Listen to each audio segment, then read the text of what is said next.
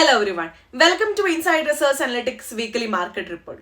ഈ ഒരാഴ്ചയിലെ market report പ്രകാരം 2026 ജാനുവരി 12 മുതൽ 16 വരെയുള്ള സ്റ്റോക്ക് മാർക്കറ്റിലെ ന്യൂസ് ആണ് നമ്മൾ ഇന്നിവിടെ ഡിസ്കസ് ചെയ്യാൻ പോകുന്നത്.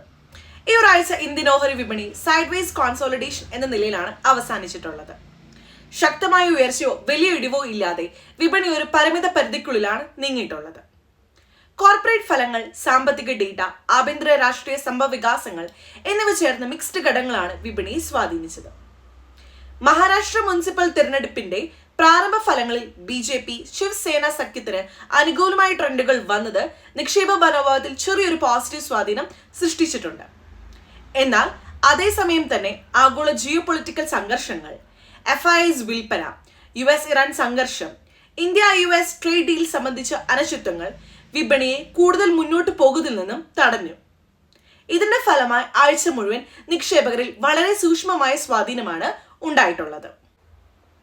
ആഴ്ചയുടെ അവസാനത്തിൽ പ്രധാന ഇൻഡെക്സുകളെല്ലാം തന്നെ ചെറിയ മാറ്റങ്ങളോടെയാണ് ക്ലോസ് ചെയ്തിട്ടുള്ളത്. സെൻസസ് 5.89 പോയിന്റ് മാത്രം ഇടിഞ്ഞ് ഇത് വിപണിയിലെ അനിശ്ചിതത്വം വ്യക്തമാക്കുന്നതാണ്. അതേസമയം നിഫ്റ്റി 50 0.40 പോയിന്റ് ഉയർന്ന് 25,694 ക്ലോസ് ചെയ്തിട്ടുള്ളത്.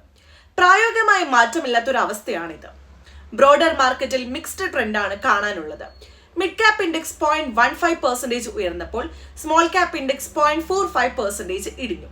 ഇത് സൂചിപ്പിക്കുന്നത് നിക്ഷേപകർ ഇപ്പോഴും വലിയ റിസ്ക് എടുക്കാതെ തിരഞ്ഞെടുക്കപ്പെട്ട ഓഹരികളിൽ മാത്രമാണ് നിക്ഷേപം നടത്തുന്നുവെന്ന് തന്നെയാണ്. ആഴ്ചയുടെ തുടക്കത്തിൽ തിങ്കളാഴ്ച വിപണി വളരെ പോസിറ്റീവ് നേട്ടത്തിലാണ് ആരംഭിച്ചത്. സെൻസസ് 300 പോയിന്റിലധികം ഉയർന്നതും നിഫ്റ്റി 25,790 ലെവലിൽ കടന്നതും നിക്ഷേപകർക്ക് ആശ്വാസം നൽകി. എന്നാൽ ചൊവ്വാഴ്ച മുതൽ വിപണി വീണ്ടും സമ്മർദ്ദത്തിലായി. സെൻസസ് ഏകദേശം 250 പോയിന്റ് ഇടിഞ്ഞു. നിഫ്റ്റിയും നഷ്ടത്തിൽ തന്നെ ക്ലോസ് ചെയ്തു. ബുധനാഴ്ചയും ഈ ഒരു കാര്യം തുടർന്നുകൊണ്ടേയിരുന്നു. ചെറിയ നഷ്ടങ്ങളോടെ വിപണി ക്ലോസ് ചെയ്യുകയും ചെയ്തു. വ്യാഴാഴ്ച മഹാരാഷ്ട്ര തിരഞ്ഞെടുപ്പിനെ തുടർന്ന് വിപണി അടച്ചിരുന്നതോടെ വോളിയം കുറഞ്ഞു. വെള്ളിയാഴ്ച തിരഞ്ഞെടുപ്പ് ഫലങ്ങളിൽ നിന്നുള്ള പോസിറ്റീവ് സൂചനകൾ വിപണിക്ക് ചെറിയ പിന്തുണ നൽകിയിട്ടുമുണ്ടായി. സെൻസസും നിഫ്റ്റിയും ലാഭത്തിൽ ക്ലോസ് ചെയ്തെങ്കിലും ആഴ്ച മുഴുവൻ ഒരു കൺസോൾട്ടേഷൻ മൂഡ് തന്നെയായിരുന്നു ഉണ്ടായിരുന്നത്. സാമ്പത്തിക ഡേറ്റകൾ ഈ ഒരാഴ്ച വിപണിക്ക് മിക്സ്ഡ് സിഗ്നൽസ് ആണ് നൽകിയിട്ടുള്ളത്.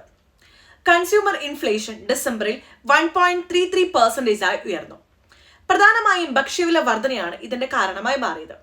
അതേസമയം WPI ഇൻഫ്ലേഷൻ 0.83 ആയി ഉയർന്നത് നിർമ്മാണ മേഖലയിലെ വില സമ്മർദ്ദത്തെ സൂചിപ്പിക്കുന്നതാണ്. കയറ്റുമതിയിൽ 1.87% വളർച്ച ഉണ്ടായെങ്കിലും ഇറക്കുമതി ഉയർന്നതോടെ വ്യാപാരക്ഷാമം $25 ബില്യൺ വ്യാപിച്ചു.